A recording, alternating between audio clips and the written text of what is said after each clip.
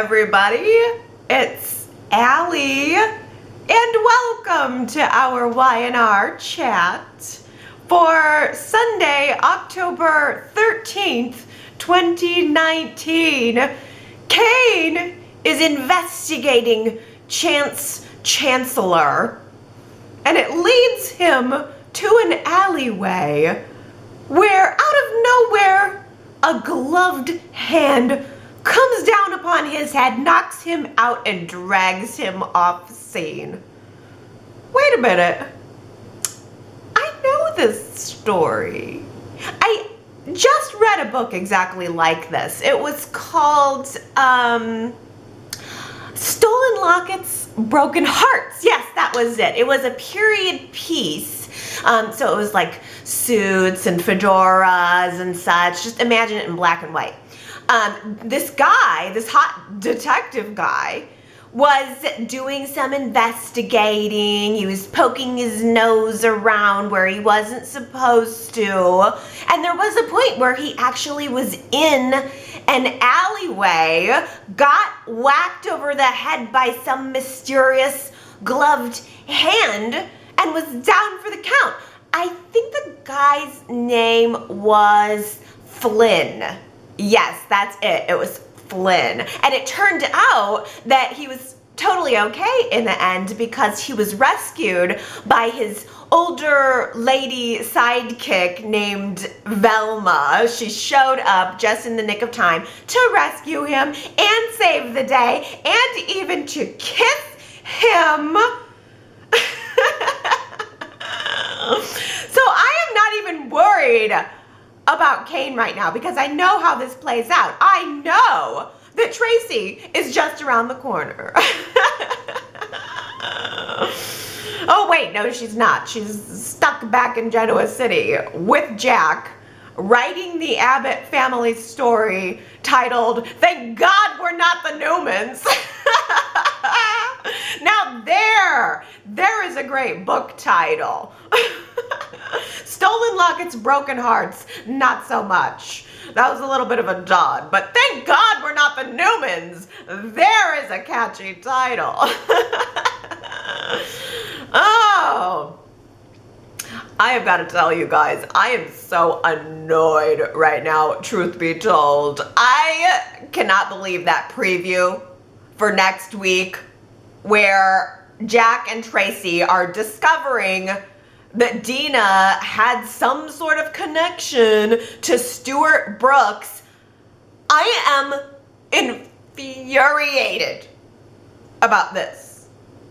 Last year, we spent the good majority of the entire year chasing down Dina's long-lost loves and lovers and possibly baby daddies. We've already been here. We went through Philip Chancellor. We went through Neil Fenmore. We went through Albert Miller, and yes, they already even mentioned Stuart Brooks, and they quickly sweeped over it. They glossed over it real quick and moved on. But it took us an entire year to go all the way around this block just to find out that John Abbott was Jack's father all along. So do not even tell me Y&R that we are about to go here again, because I swear I will scream. Phyllis shows up in Vegas and she finds Adam playing cards under the name Spider. And when Adam doesn't exactly welcome Phyllis with open arms, she lures him into a bet. And the bet is, if they play a round of cards, and if she loses, then she will just turn around and walk out and leave Adam alone forever to stay in Vegas playing cards, which is what he says he wants to do. But if Phyllis wins, then Adam has to tell her everything. He has to become an open book for her. And of course, she wins. She just so happens to win against the professional poker player. And Adam is forced by the rules of this bet to tell Phyllis about the conversation that took place between he and Victor before he left town, which apparently was very real. So that actually did happen, that interaction between Victor and Adam. And when Phyllis learns about that, I don't know, sometimes I think that Phyllis assumes Adam is more cunning than he is. Like, she's seeing what she wants to see, because Adam is telling her this story about Victor and the conversation they had, and Adam is saying, yeah, I told him that I was sorry. And I perceived Adam to be being very genuine, both in the conversation with Victor and in the conversation with Phyllis about that. I think he seemed like he was being legit, but Phyllis immediately starts calling Adam a genius, saying, oh, you are so cunning. I see what you're doing here. You were apologizing to Victor. You were playing on his emotions so that you could gain your freedom and get away. And Phyllis takes it a step further and is assuming that all of this, everything that Adam is doing right now, even being in Vegas, is that he's working on some kind of long-term plan to get revenge on Victor and to take over Newman Enterprises. And I don't know that that's true. I'm not getting that vibe from Adam. I'm getting the vibe that he really does just want to be done.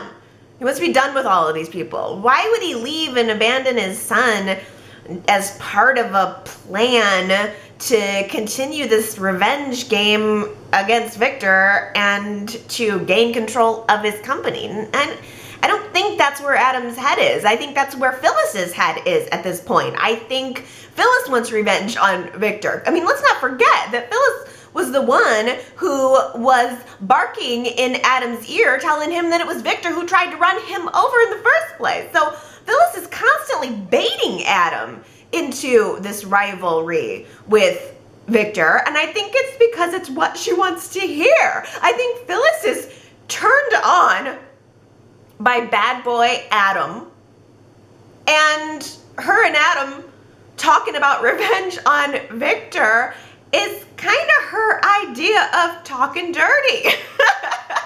She kind of likes it. This whole sort of revenge and intrigue thing turns her on.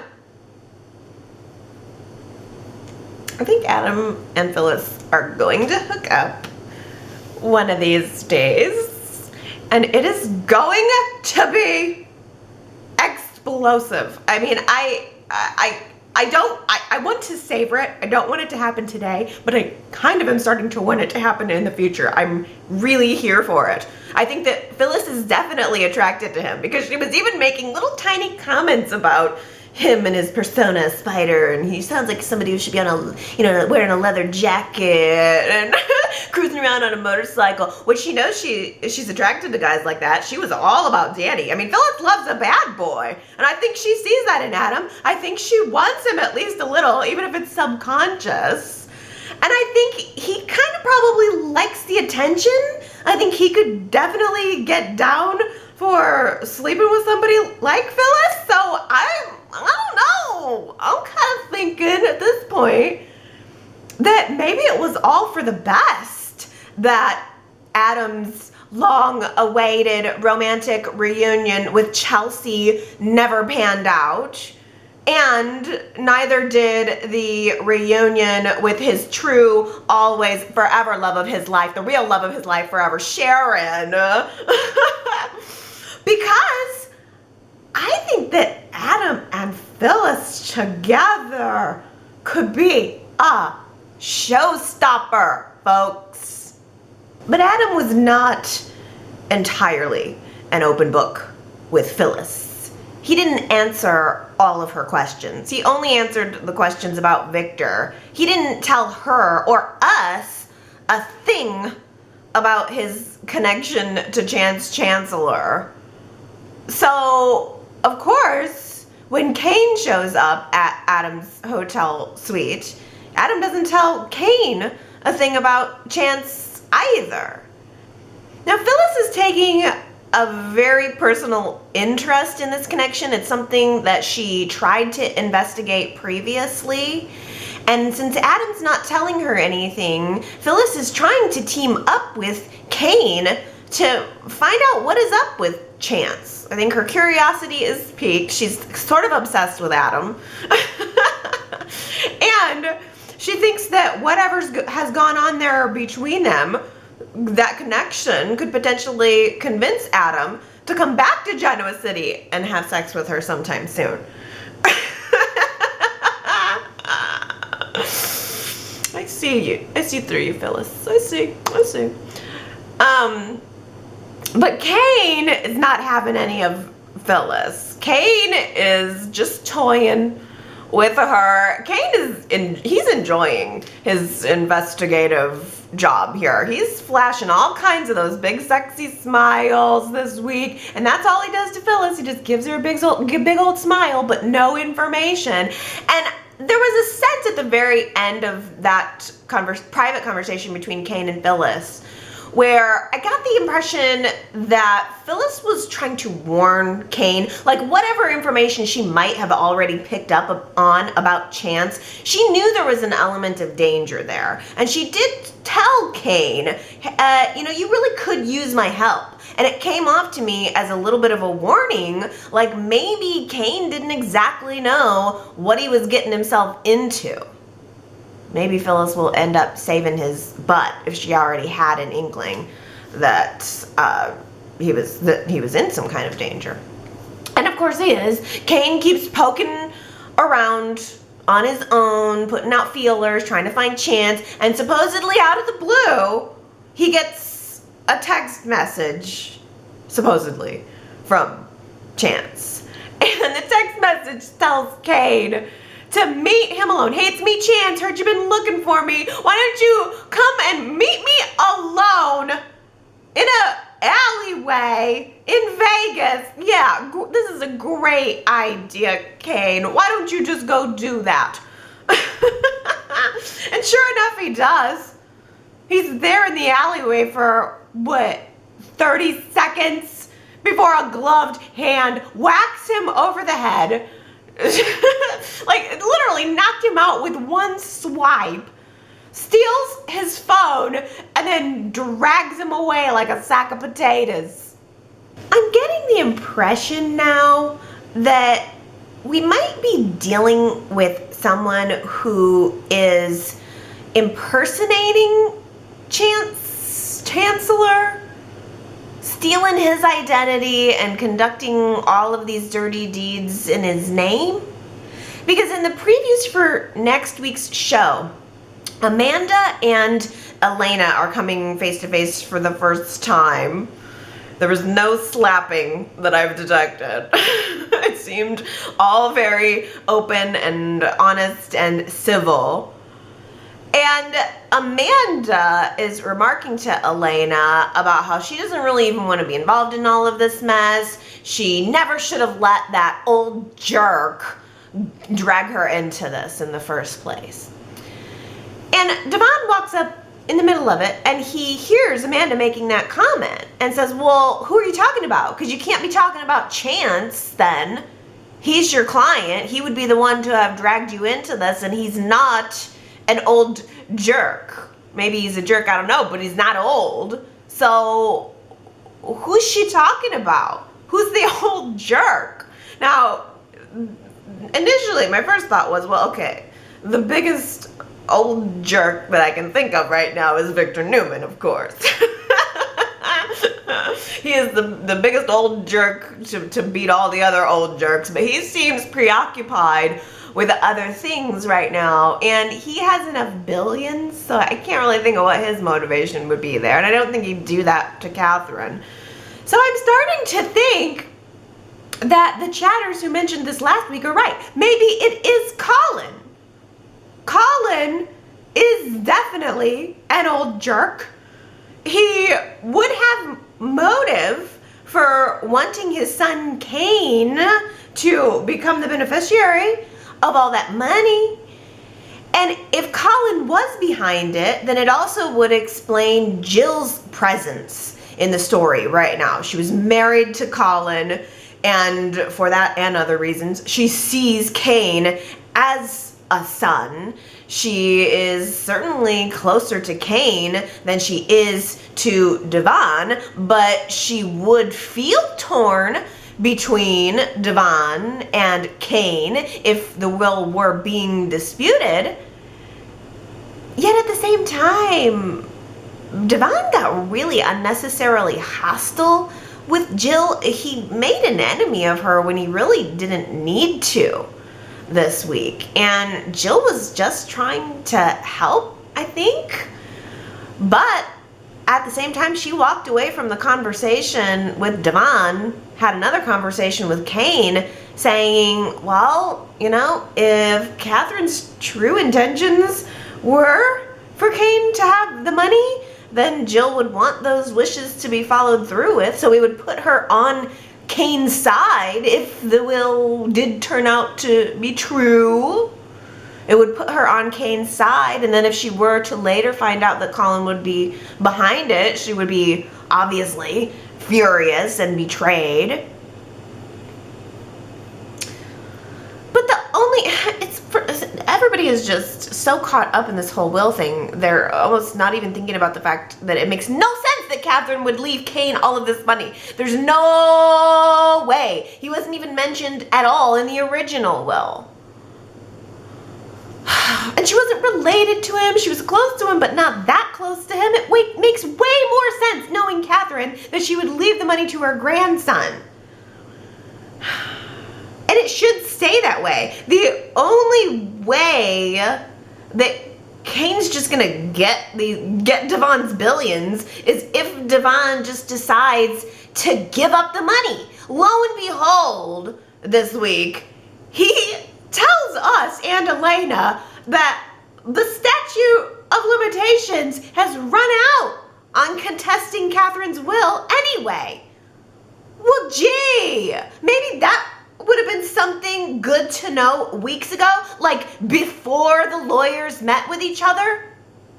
If the will was never legally eligible to be disputed right now, then why didn't Brittany tell Devon that immediately and just forgo that meeting with Amanda? Who cares what this new will says? Who even cares if it can't legally be disputed?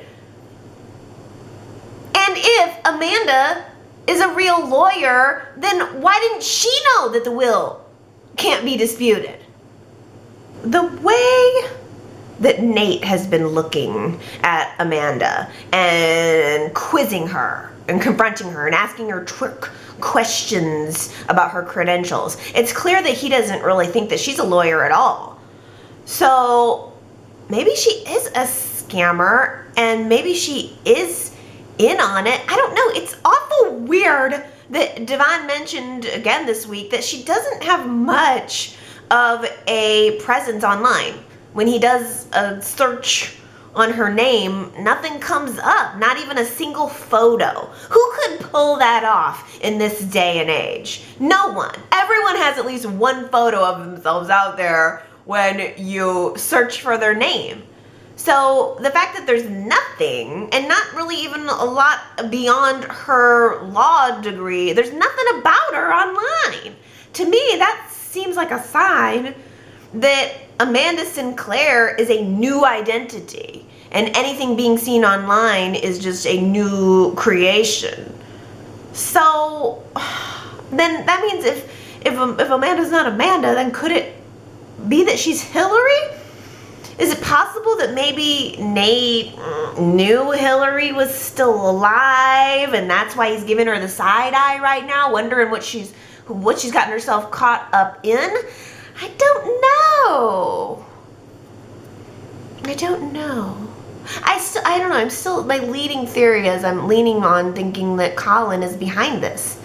Maybe Chance, a decorated war hero,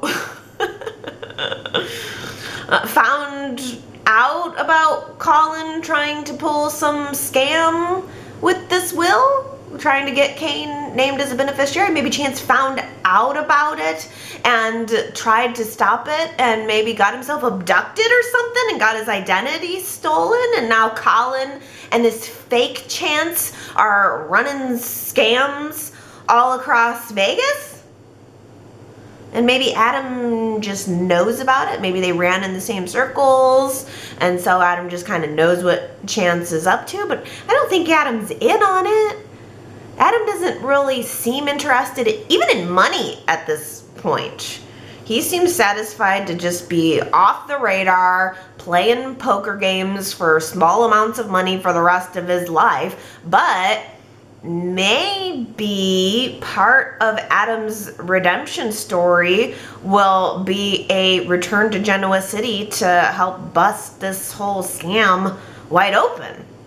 Victor and Victoria's relationship is so strange. I think she loves him and despises him all at the same time. And I guess that's kind of how all of his children feel about him, ultimately. Love him and despise him all at once. Victor decides this week that he's going to take his CEO position back at Newman Enterprises. So thanks, Victoria, so much for keeping the chair warm. I'm just going to be booting you out. You can be the COO or whatever, but it's my company, so goodbye now. And worse, Victoria found out about this from a reporter, so the info got leaked, and she didn't even get to hear about it from Victor firsthand. So she was humiliated and infuriated, so much so that she threw a golden letter opener at Victor's oil portrait, which he was horrified to find the next day when he confronted Victoria about it. She did not cower. She gave Victor an ultimatum. Give me Newman Enterprises right now, or here's what's gonna happen. I'm just gonna go off and form my own company, and you're gonna be spending every single day of your life from now on battling me. And you know, like, I'm younger, I'm smarter, I'm stronger, and I'm gonna take you down, old man. I'm not gonna do it like Nick in the shadows. I'm gonna be up in your face battling you every day. Is that what you want? And to top it all off, our personal relationship is gonna be over. If you don't give me this company, I'm not even gonna be your daughter anymore, pretty much. I'm not gonna have anything to do with you. It was so cold and so heartless and so Victor-like. She was saying, give me what I want, old man, or I'm gonna knock you over. I'm younger and I'm brighter and I'm more motivated. I'm just as ruthless as you. It is bizarre. Victor seemed oddly proud of her, and on a level, I felt a little proud of her for finally grabbing that old man by his potatoes, stating what she wanted, and basically giving him no option but to give it to her. And then celebrating her victory at the Grand Phoenix Hotel with a bone-down session with Billy. Yay! Score one, Victoria. Who cares what it does to Victor? Because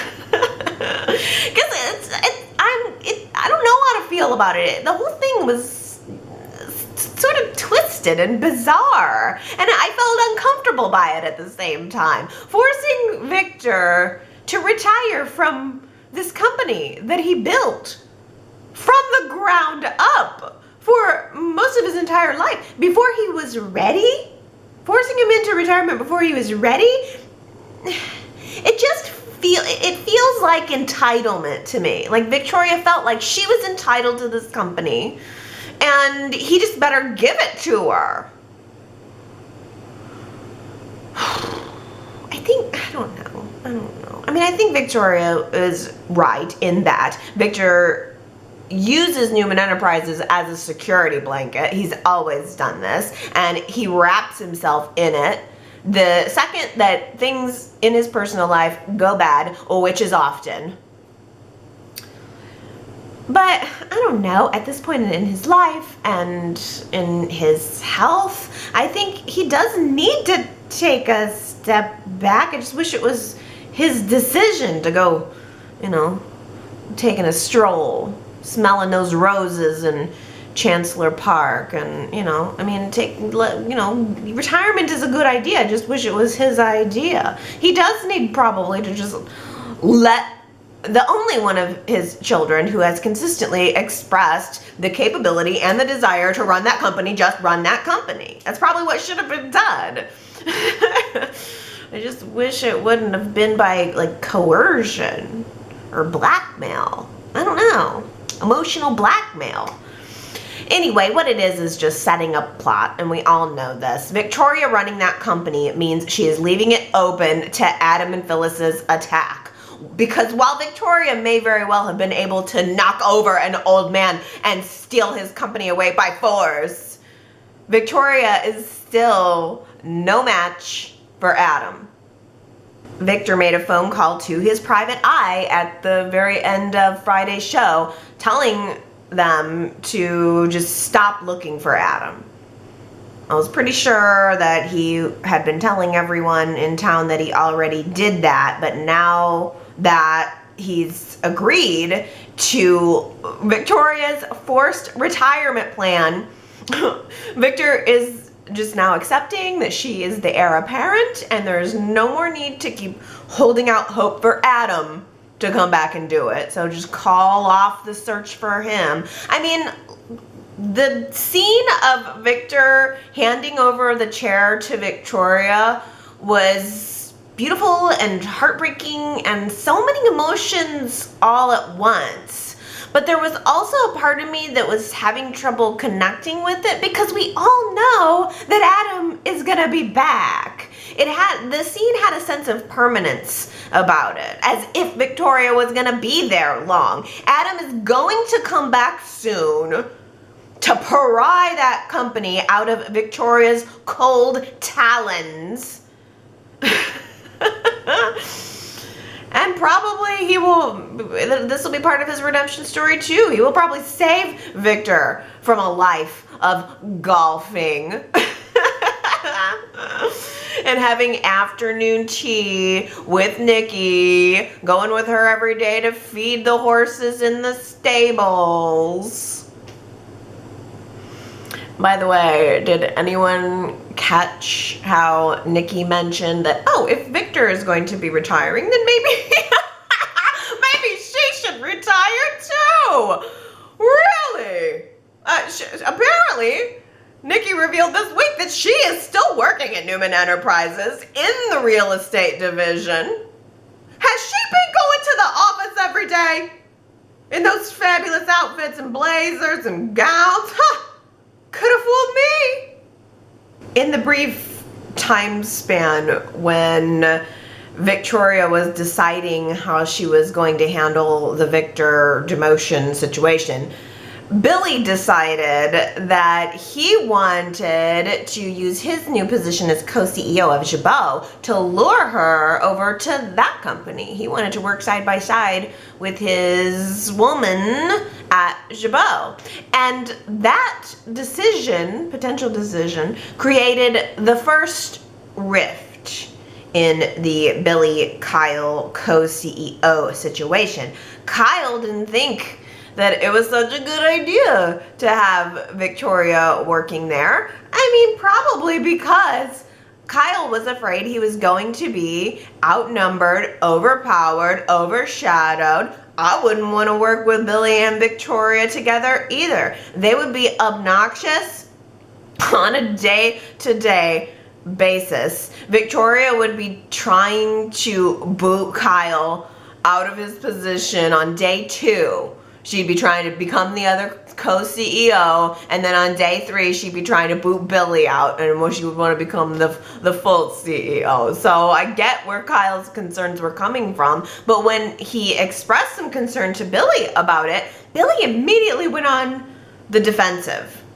And he was being a real jerk toward Kyle. He was trying to pull rank because he had been the CEO before, and he was being really condescending toward Kyle, calling him kid, practically pushing him out the door.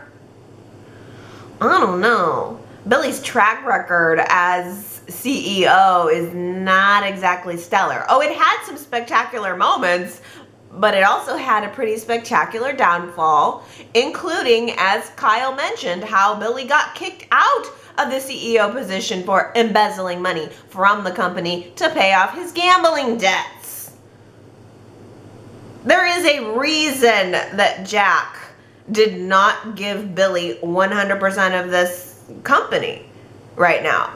There's a reason that Jack didn't just name Billy CEO.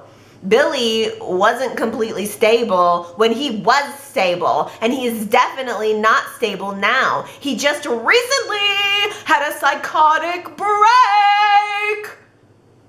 And he says he's going to counseling, but I am not convinced that he is, because I was still seeing shades of Billy's alter ego, we'll call it, during that whole confrontation and argument with Kyle. So, sorry, Billy, but I don't believe that you're better. And I didn't like your attitude. I felt bad for Kyle, because I know that Kyle is just trying to sincerely do a good job. He wants to prove himself. He wants his chance. And Lola and Summer were both being very encouraging for him, telling him to go out there and just be the best co-CEO that he can be. Just show him what he's made of. And if Billy starts making trouble, then Jack will see that and take action accordingly, except probably not, because he's too busy right now off chasing Dina's rainbows. Early in the week, Summer went to Jack for some neutral support. Not that Jack is exactly neutral on the topic of Victor Newman, but it's better than leaning on a married man. Summer's trying to not lean on a married man.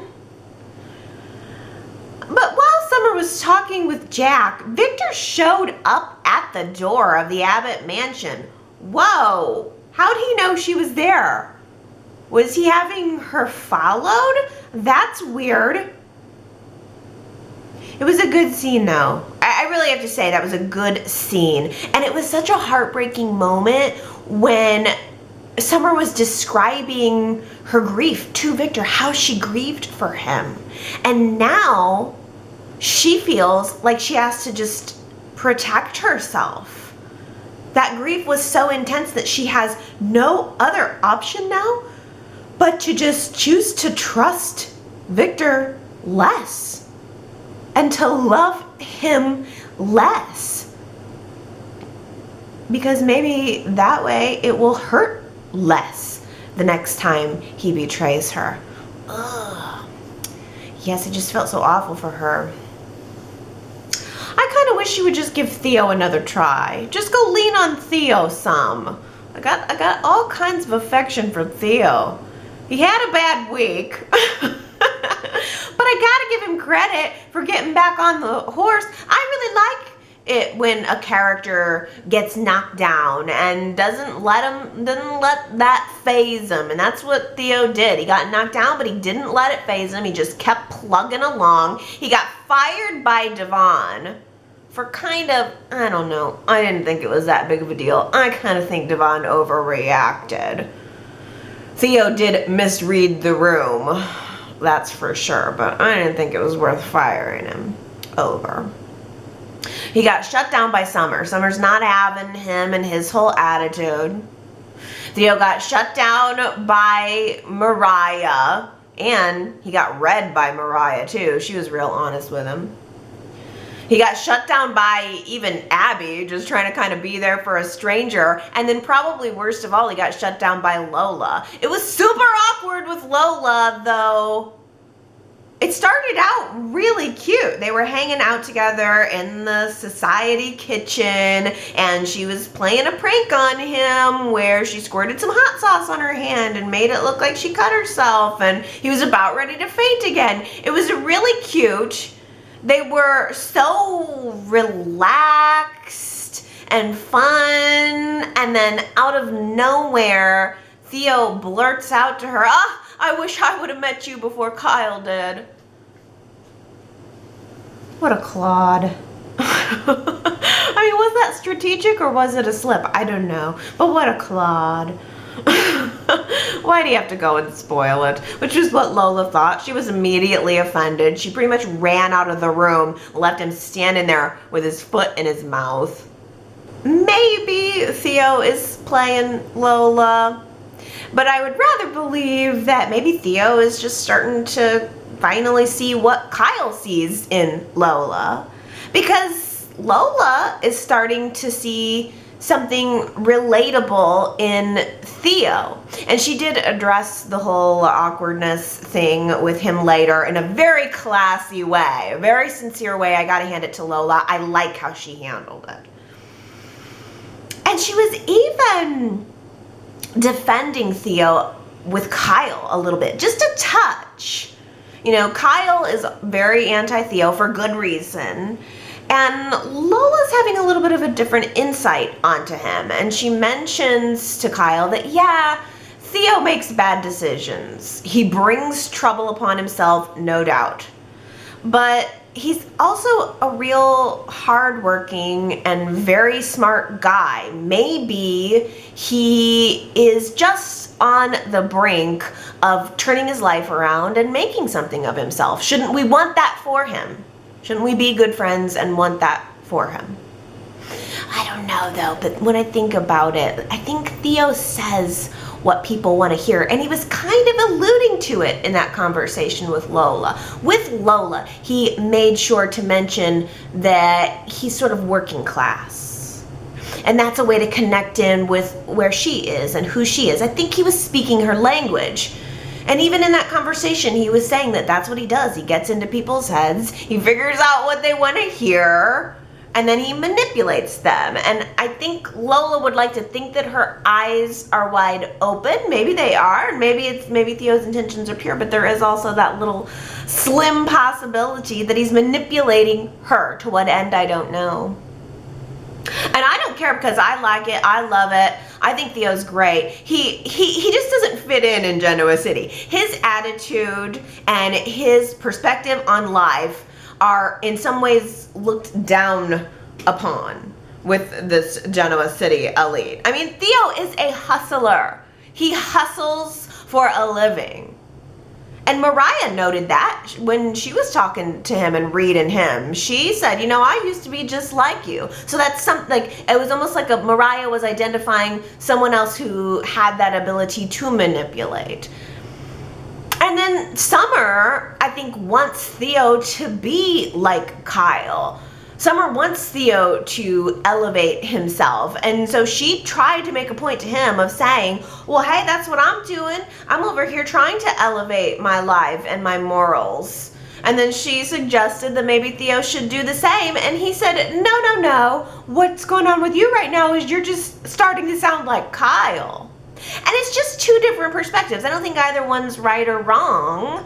And that's what I like about it. It's just, it's different personality types, and both are fine. I mean, because, look, I mean, Kyle and Summer and Lola, they're trying to do the right thing, and that's all well and good. But I also think everybody's being a little bit too hard on Theo and his lifestyle and his personality and his choices. What has he done to garner such snobbery from these people? All he has done is his job.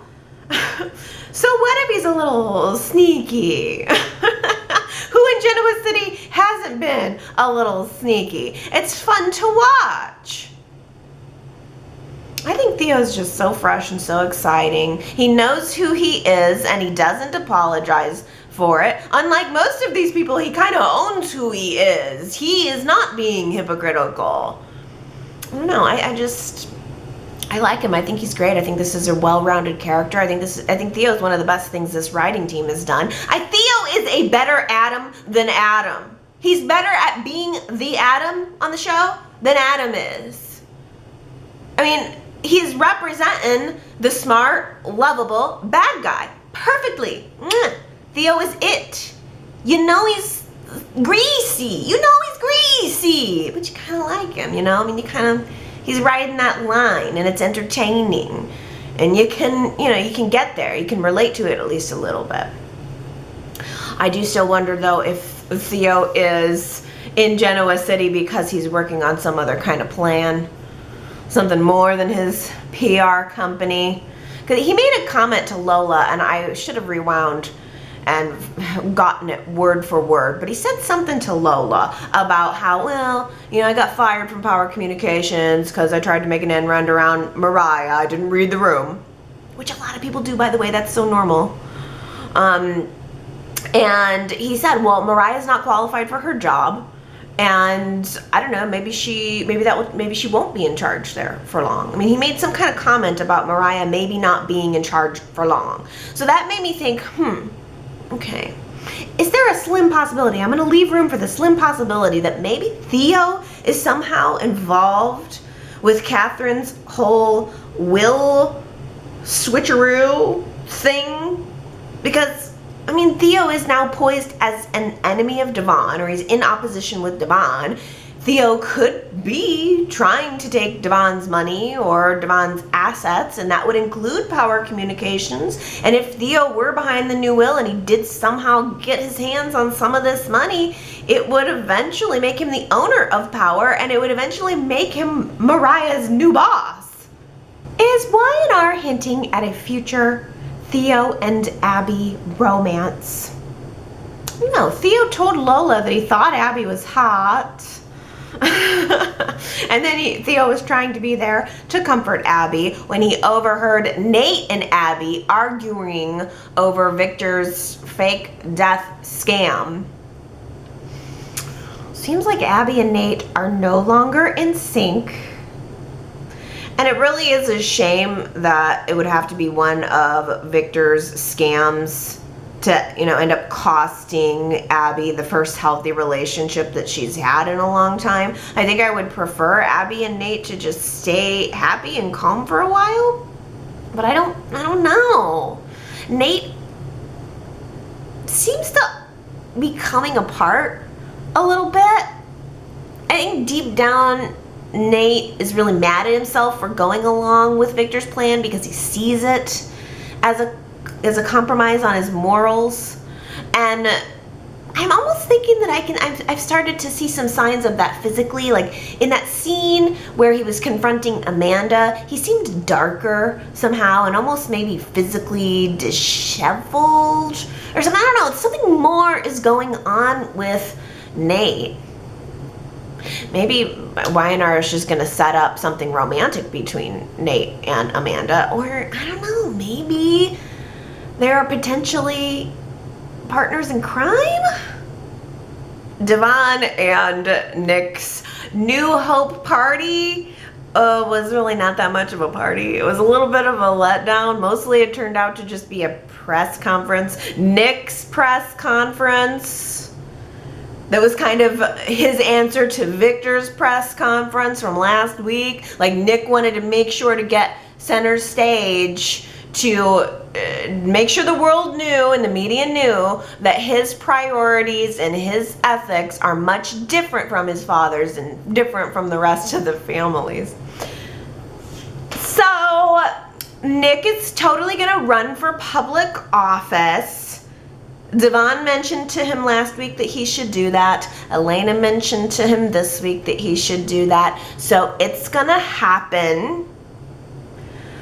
I mean, Y&R has been hinting to Nick starting something new, being on the precipice of something ever since he lost Dark Horse, and going back to the whole New Hope thing was a big old snoozeroo. So I think this is Y&R's new trajectory for Nick. He's gonna become a politician. So what do you guys think about that? It's our poll question for the week. YRChat.com. Do you think Nick should run for public office? Do you like this path for him, or are you not feeling it? Yeah, I'll be curious to know if you guys are kind of liking this. I mean, I think it's something different. I think it's way better than Nick opening another bar. I mean, he's been doing this forever. He's never wanted Newman Enterprises. He has always been the anti-Adam, anti-Victoria. He's always been the other side of that coin. He was opening the coffee house with Sharon and not wanting to be involved in the Newman drama since the 90s. So So he had the coffee house for a while. He had the bar for a while. Do you guys remember when he wanted to play the guitar? Remember Avery bought him that guitar? I mean, Nick is the drifter of the family. He's the offbeat black sheep. He's a little bit more like Nikki, for sure. So yeah, this is what's gonna happen.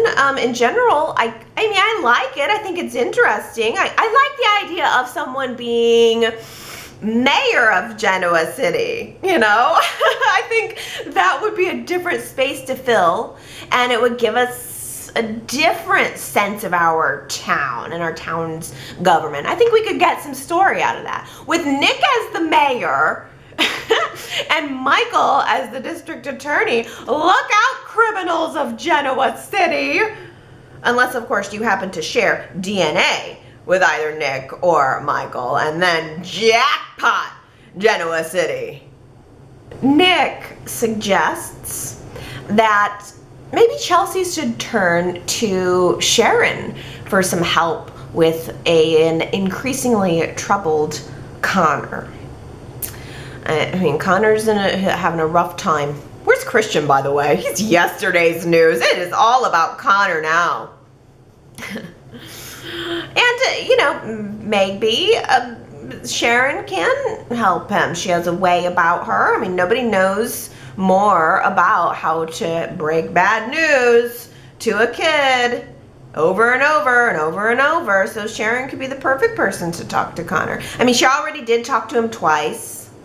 And it was a good convo, but the takeaway from it was Sharon telling Chelsea and Nick that it seems like maybe Connor is suppressing his feelings. We all know he's hurting, and he's acting like it's not bothering him. And it dawns on Chelsea. I screen capped her face because it was a really funny moment. It dawns on Chelsea that my son is suppressing his feelings and he's acting out. Is he becoming like his father? Is Connor becoming just like Adam? Well, that could either be a good thing or a bad thing. Which version of Adam are we talking about here? Are we talking about Michael Mooney Adam or Justin Hartley Adam, or are we going with the Mark Grossman current Adam, or heaven forbid Chris Angen? That guy wasn't even around for very long. Oh, I know Chelsea's in the background crossing her fingers saying, oh, please let it be Justin Hartley. Please let my son turn out like the Justin Hartley version of Adam. That guy went on to be a superstar. Oh, yeah. I mean, there's a pretty big variation there. I did feel for her, though. I mean, seeing that her son needs help, but as a mother not knowing how to help him, and also knowing that she's always been close with her son and now he's not letting her in and she's having to go to a third party, although probably it might be better to go with the licensed counselor route. But I can see them wanting to take a shorter step to that by choosing Sharon, because it really could be bad news. In Chelsea's mind, she's thinking, oh, what if my son turns out to be a little psycho? Adam left, Victor's alive. Welcome to life in Genoa City. I think they should put that on the Genoa City town sign. Maybe Nick could go through with that initiative. You know, like when you enter a town, there's usually a welcome to Genoa City or whatever sign. It should say Adam left, Victor's alive, welcome to Genoa City. It could be a digital sign and they could just rotate it based on whatever's going on in the town, you know, just to give people a heads up about what they're about to drive through. You don't want to be stopping to get gas in Genoa City and not know that Adam's left and Victor's alive. What if you still think Victor's dead? You're chatting up the cashier about it, and no. You got to be up to speed because things in Genoa City change fast. Well, that was our quote from last week. Quite a few of you guys guessed that it was Chelsea who said it. She was talking to Kevin and Chloe about life in Genoa City. Congratulations, Henry, Keisha, Laura, Jamie, Aaron, Jillian, Ambreen, and actually Jamie, so that was in there twice. I think Jamie got it twice. Or accidentally it came through twice. So let's try a new quote. I like this one. Have you ever thought about starting a cult? I think that was a good line. Who said it? Have you ever thought about starting a cult? If you think you know, head on over to yrchat.com to leave your guess. And if you get it right, then I will give you your shout out on next week's Y&R Chat. All right, well, I am ready to dig into your comments. Are you ready? Here we go. Daisy says, even though Chelsea has enough money to hire a trained child psychologist, she turned to Sharon of all people. So I wonder if signs will be missed and Connor will try to run off to find his father. And if that happened, everyone will have to get involved to find him, including Adam. Something like that might bring Adam back to his senses and Chelsea and Adam back together. Oh, yeah. It is a good question of what is going to bring Adam back to Genoa City. And it really is going to have to be something big and impactful.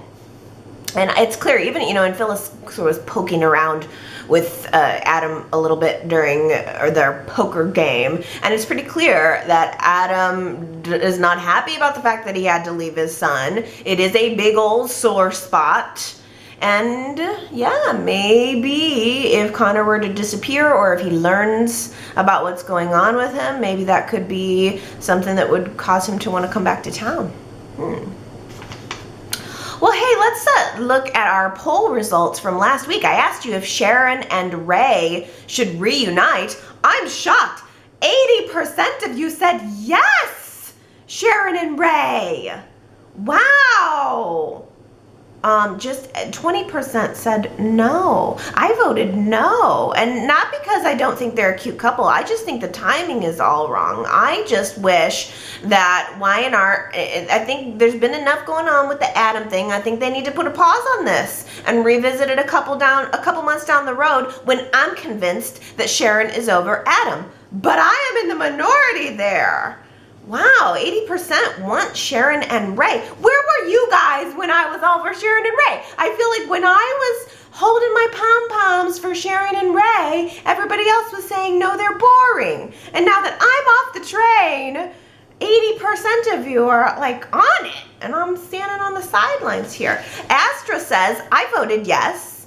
I like Sharon and Ray. The chemistry's there, and I think they're cute together. I think they're good for each other too.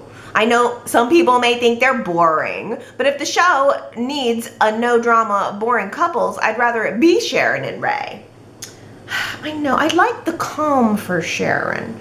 I want Sharon to become a therapist. I like her right now. I like Sharon right now. I like where she is. I didn't like where she was when Adam came back into her life. I thought when Sharon was with Ray, it was a good place. And I'm all for that good place. But I would like to see that of Sharon totally separate from whatever man she's with. Marion says, I can't vote because I don't even want to see Ray and Sharon as friends. All they do is tiptoe around each other and pretend they know one another inside and out when they talk. Well, I don't get that impression.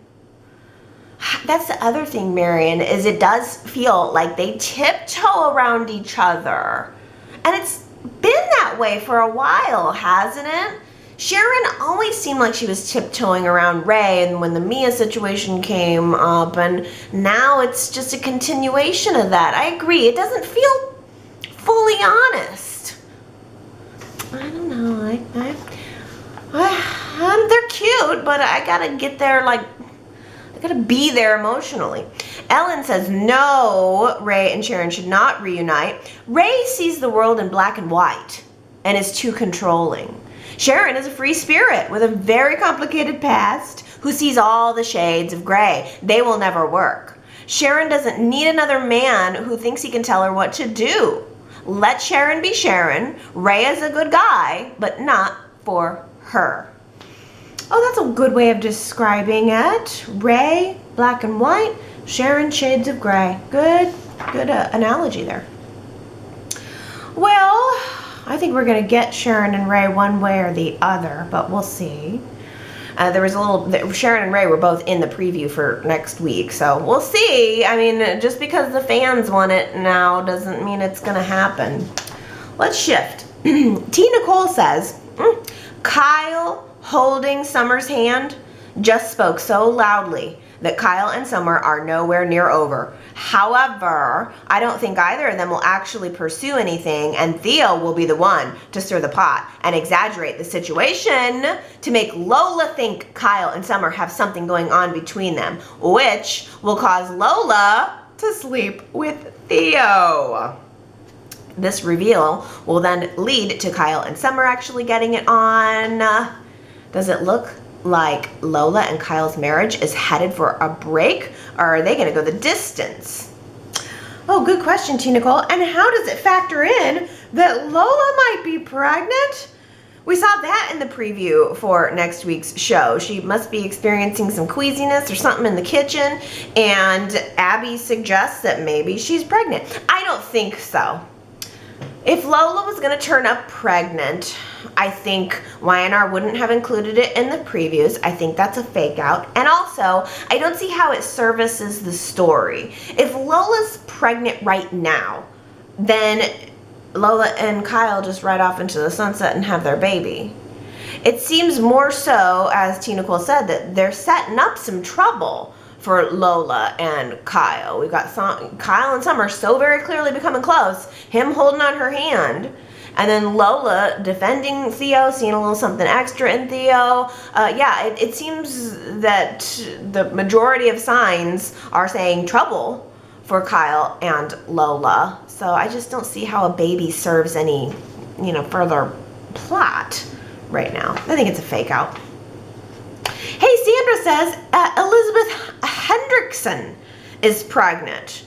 The actress who plays Chloe. Wow, I wonder if they're going to write her pregnancy into the show. That would be great for Kevin and Chloe to have another baby. Oh, well, congratulations. That is wonderful. Yeah. Babies. No, I didn't know that. I could see Kevin and Chloe having another baby. Yeah. Oh, let's get back to old Theo and Lola here. Jamie says, Theo and Lola, what the heckaroo? I hate it if Lola and Theo hook up. She deserves better. Theo is such a D-bag. That's part of why we love his character, but please don't put her with him.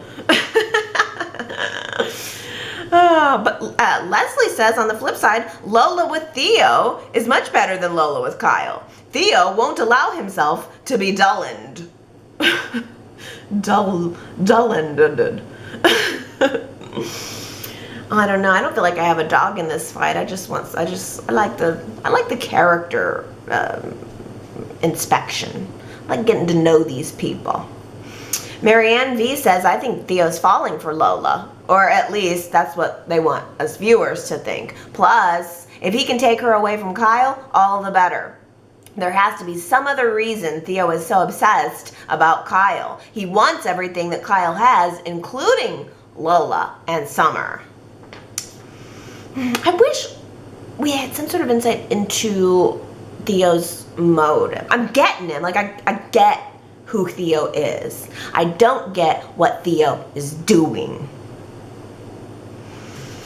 Well, Diana says, I think Victoria is finally going to find out the secret that Billy slept with Summer. When Kyle was talking to Lola about how Billy was being cocky at work and trying to pull rank on him, Lola responded by saying something about Billy's probably doing damage to himself and Jack will see him for who he really is. I don't remember what Lola's exact words were, but it was something along those lines. And I think this conversation was the foreshadowing of Billy's rendezvous with Summer coming to light, as Jack doesn't know this fact either. Yeah, Theo could help along that secret coming out too. Well, let's talk about old Jack. Daisy says, I would love it if the Brooks family came back. A Stuart Brooks twist would be great. Jack could investigate the connection between Stuart and Dina, starting with going to Stuart's company to publish his and Tracy's book. And then he could ask questions and look for answers. And as a twist, I think it would be interesting if Dina and Stuart had a child in high school. Oh, yeah, gosh, I'm just so exhausted from last year. If this were just coming up for the first time, I think I'd be all for it. I mean, you never know. Maybe they're planning on bringing the Brooks sisters back for a little bit. I'm not sure how far they're going to take this. I sure don't know. Gary says, the Ballad of John and Dina will not be the story of a woman's betrayal, but that of an American Parisian suffragette blazing the trails in big business decades ahead of her time, and it will sell 1 million copies. Sandra commented that last week that Jerry Douglas is going to return to escort Dina into heaven, and it will be epic.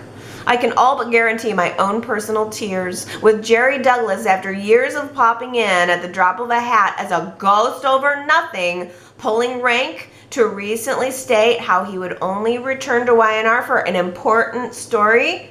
This is it, Gary says. Oh, well, I do kind of like the idea. I do kind of like that idea of Jerry Douglas coming back as John to escort Dina off to heaven. Like maybe he's calling her, come to me, come to me. And that would be a beautiful ending to the Dina story. I would cry. I would cry. Do we know that Jerry Douglas is coming back though? Because I Googled that earlier in the week, not today. But I didn't see anything about it. I think Sandra said she read that it was months coming, but I didn't find any confirmed articles about that. Can anybody send me a link or point me to where you found that? I just want to know if that's true for sure. I'm all for Jerry Douglas coming back though, and I love this idea as an ending for Dina. Anna says, this week Nate commented to Elena about Hillary on Friday's show, saying how easy it is to sanctify the dead. Well, that's what Anna feels is going on with Dina, even though, of course, Dina's not dead, but she is at the end of her life. But Anna says they've only just begun to write this book, and Jack's already doing it, sanctifying the dead. I had to crack up when Jack said, Mother didn't want to be limited or confined. She was a mother. If every mother didn't want to feel limited or confined, they'd walk out on their kids in a heartbeat. That's why I don't like this idea that we're trying to rewrite history. Yeah, Anna is not loving the John Abbott bashing and the Dina glorifications. I see it. I feel it. I mean, it was years and years of bad Dina abandoning children, and now it is being reframed as Gary put it, like that she's this American Parisian suffragette blazing trails in big business. I mean, yes. I think they are rewriting it quite a bit. But what if, Anna, this rewrite is the thing that brings Jerry Douglas back to the show and lets you see John again? Then how would you feel about it? Would that maybe wipe it away? I mean, I'd still love to see him. But no, I agree. I agree. It's sanctifying the dead. It happens. And it's happened with Hillary, too. And that's why Nate was commenting on it. I mean, Elena was showing little bits of insecurity this week, saying, how do I compete with Devon's beloved dead ex-wife? A woman who looks just like her. And Nate was commenting on how it's very easy to sanctify the dead, but Hillary was not perfect. Tony says, I think Elena has been working on Devon toward his fortune since the beginning. And I think she somewhere must have stumbled on the Hillary look-alike to slip in and wear down Devon somehow. Just having a look-alike gaslight Devon would have been too easy. I don't know what the ladies are planning, but it would be a good old-fashioned storyline, and I like it. Oh, what if Elena turns out to be behind this? Oh my, I hadn't even thought of that. Daisy says, when Jill and Kane spoke about the what if scenarios, about the will, it made me think, Devon was truly alone. Any inkling that the fake could be real, and they're going to fight for Devon's money, no matter the statute. Oh, I know. Daisy also goes on to say, Elena is there with Devon. She says she loves him, but Elena gossips with Devon's cousin Nate about him behind his back, rather than accepting what Devon says at face value. I wish Lily would return. Her brother needs her. Also, I think Devon should contact Brock to let him know what's going on with his mother's will. He needs support, and Brock can give him that, plus a snappy tune. Oh, Bo Kaiser, the actor who played Brock, died. I think it was, it's been a few years, I think. I want to say maybe 2007 he might have died. I can't imagine they'd recast him to bring him back, or, to bring back the character. But yeah, I wish Brock was still around. I loved him. Man, I loved when Brock came back. That would be good. Put some sense into all of this stuff. But it's interesting that a couple of you guys are mentioning some suspicion of Elena in all of this. That would be a good twist. I mean, she really is so milquetoast at this point. She is just bland, bland, bland. And that would definitely add something onto her character. Oh, let's switch over to Victoria here. T. Nicole says, I think it would have been more interesting to see Victoria go against Victor with a new company. Maybe it doesn't matter to her, but wouldn't Victoria not like getting Newman Enterprises by an ultimatum rather than Victor truly handing it over to her because he wants her to run it? Yeah, I know that's kind of how I felt too. She was having this big old power move in the office and saying she was gonna not love him anymore if he didn't give her this. And then the second he gave in to her demand, she was like, I love you, Daddy, I look up to you, you're my hero, thank you for the chair. And it seemed entitled and, I don't know, not fully evolved. Ellen says, it did seem like blackmail in a way. Why not say, hey, Dad, it's time for you to be the chairman of the board while I take over as CEO? But does Newman even have a board of directors like Jabot does? I can see why Victoria doesn't want to spend the prime of her career being undermined by Victor. Either give her the CEO position or at least her own major division to run independently, or cut her loose. You're beyond retirement age, Victor, and you're ill. Go hang out at the ranch with Nikki and get to know your grandchildren. And don't forget the horses. Shakona says, I highly doubt if Victor sincerely meant it that he agrees to Victoria's terms. Nope, not buying it. He agrees until one of his boys is interested in the position. I agree. Marianne V says, Victor wanted Adam to run the company because he is the most like him. And when Adam comes back to Genoa City, everything will change again. It's only a matter of time before Victoria is out again as CEO. Yes, that's exactly how I feel. And that's why I think I wasn't fully buying the whole tearjerker scene. I mean, it had these wonderful moments if I really felt like it was it, but I don't. I feel like she's got that chair, but it's only temporary. Sherrod says, I must say the scenes between Victor and Victoria brought tears to my eye, but it made me wonder if Eric Braeden is leaving the show, because Victor also told his PI to stop following Adam, and then he said to Nikki that he guesses now he has time to go play golf.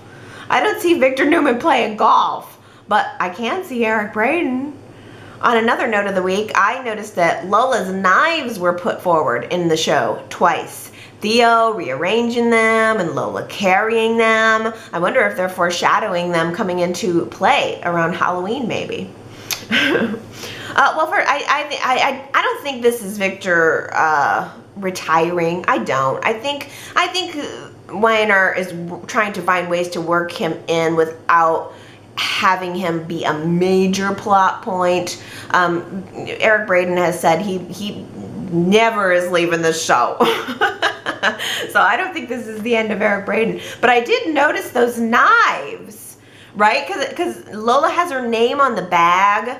And we did see Theo messing with them. And we saw her carrying them. I don't know if it's just Y&R trying to add to the whole society restaurant chef vibe, or if they are going to come into play. Laura says, I like how Theo and Kyle hang out talking to Lola in the kitchen at Society. It's a working kitchen. She's working. long-haired, unnetted, unwashed hands poking around, wasting her time. Makes me laugh every time. You must have some food kitchen experience, because I guess I didn't really notice it. I hadn't really thought about it. I'm a little tired of the society kitchen already. It's just, I don't know, it's not that exciting of a set. I should love it. Why don't I love it? But I keep thinking, meh. Laura also weighing in on Phyllis here, saying this Phyllis, Michelle Stafford, is angry, even though she smiles all the time. She is only hard. Even with Summer, there's no tenderness. Because she is mean to nice people, I'm turned off of this one-dimensional character. Oh, so Laura not loving Michelle Stafford. Diana says, I have to admit, I was excited for Michelle Stafford coming back, but I'm finding I really miss Gina Chognoni. I liked her version of Phyllis better. And Leslie says, I agree. Overall, nothing much here to endear her to me. Wow! This is just blowing my mind because I am loving Michelle Stafford every second. I don't know what it is. She just dominates. And she dominates my attention, and I'm wowed by her. It's so interesting to hear that you guys aren't feeling the same way. I need to do another poll and see, because she is big and bold, and I would love to know how everybody is feeling about her version. I mean, Gina was just such a totally different version. It would be interesting to see how Gina would have interacted with Adam, right? But anyway, this got me thinking. When I saw these comments, I thought, well, that's so funny, because Phyllis is like, you guys aren't loving her. She is like my #1 favorite reason for watching the show right now. I'm tuning in to see what she's gonna do. It's not even the plot, it's her delivery. I'm so all about Phyllis. And so I was thinking to myself, well, who are the characters besides Phyllis that I am really tuning in for? Not like who are my all-time favorite characters. Who am I wanting to see when I turn on the show right now? And my top 3 are Phyllis #1, Theo #2, and Summer #3. I don't know why. Those are just my 3 favorite dynamic characters. I am Phyllis, Theo, Summer all the way. And I thought, well, that would be an interesting question to toss out to the group this week.